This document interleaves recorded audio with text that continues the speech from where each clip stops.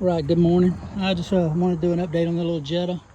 I was trying to fix up, convert it to a 5-speed, pulled the engine and transmission from another little car I had, pulled the automatic and the wore out engine out.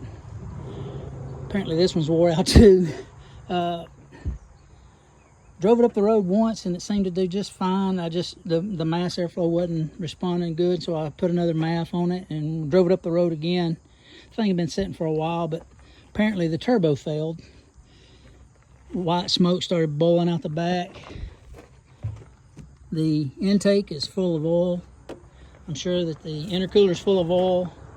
So there's oil on top of these pistons, so I'm pulling the glow plugs out.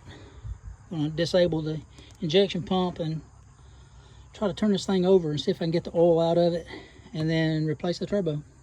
Stay tuned.